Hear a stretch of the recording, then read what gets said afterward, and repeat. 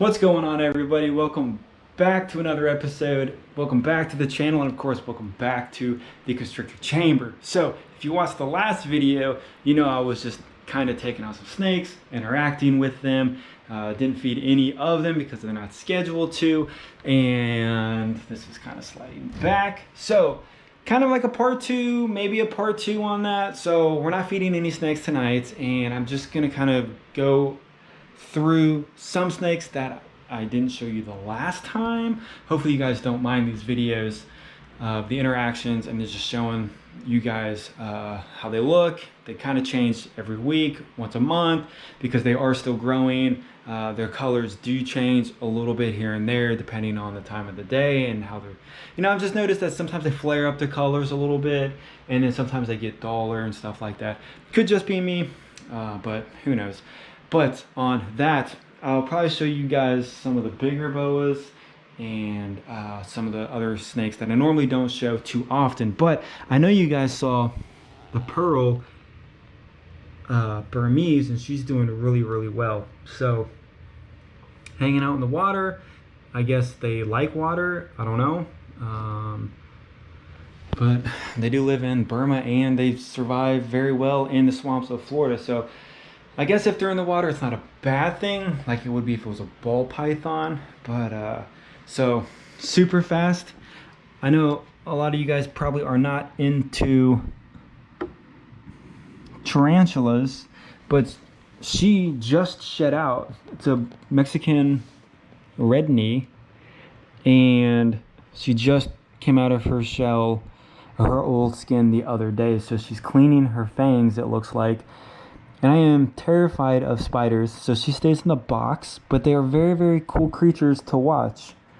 I know once they molt, their skin is very, very soft, and their fangs are very soft as well, so they can't eat that much for like a couple days until their body rehardens, and their fangs harden up as well, so they can actually puncture a cricket or whatever. So it looks like she's cleaning her fangs right now, which I do not hold her because I don't want to get bit. But just super, super interesting animals. Man, those fangs would definitely hurt. So not only is the front end with the fangs, will they get you, but the butt will shoot hairs at you, and they hurt and will give you a rash. So both ends of a spider can mess you up. Blech.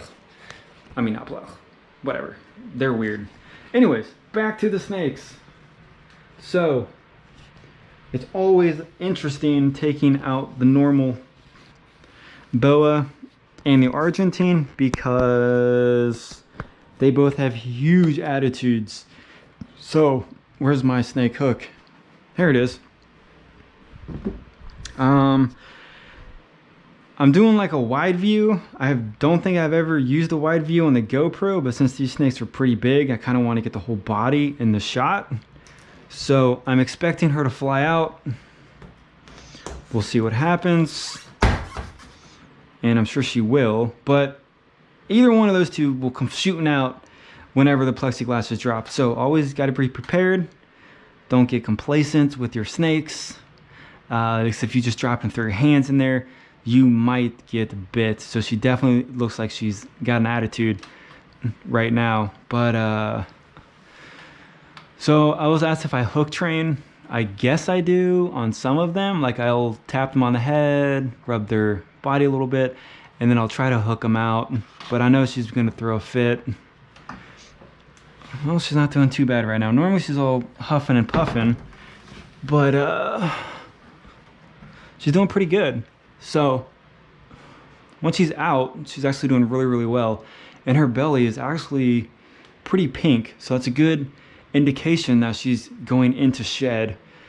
So this big girl is definitely growing even more than I am prepared for. So like I said, she's 4, and she's in the last couple of months, she's really started to put on some weight and some thickness on her body. So I would assume she will grow probably another foot, maybe another 2 feet, but she should get a good size around. Now, the way I feed her, she shouldn't get that big, but again, I try not to overfeed her or power feed her, so who knows how she will be in the years down the road.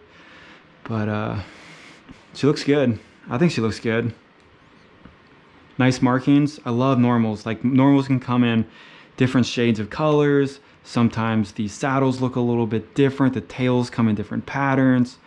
But this is not to be confused with the BCC, which is the Boa Constrictor, the Guyanas, the Peruvians, the Surinams, and there's a couple of other ones out there. But those are the top, the main ones. So this is actually the biggest snake that I own. This is the biggest snake that I've ever held in my entire life.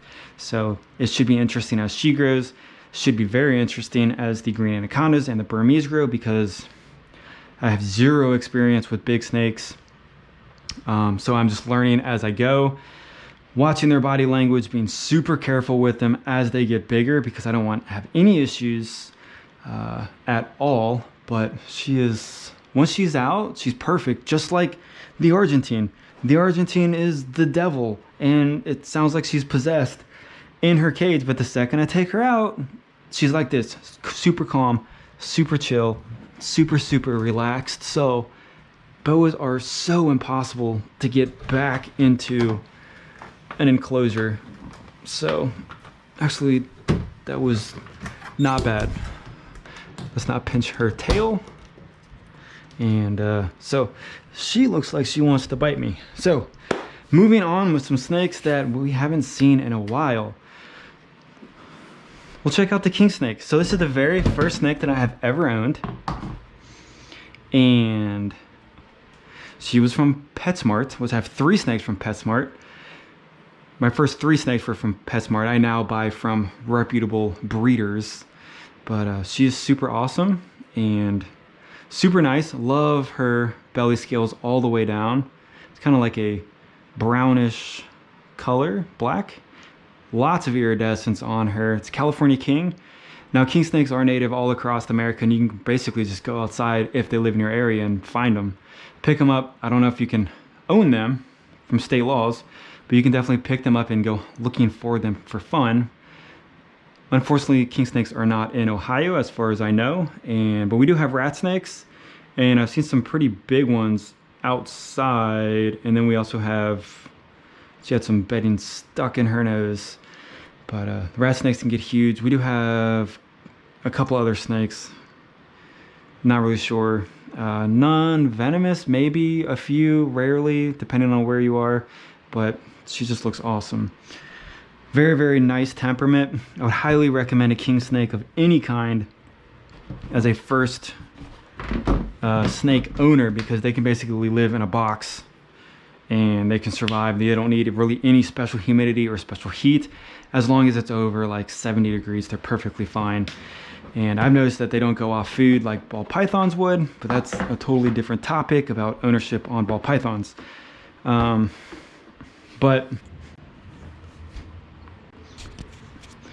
all right, so the transitions between the belly scales into the top, just think that's super clean. And I just like how the markings are on her. So not bad for a quick like $60 pickup at PetSmart with no issues on her. And then we'll check out my other ball python.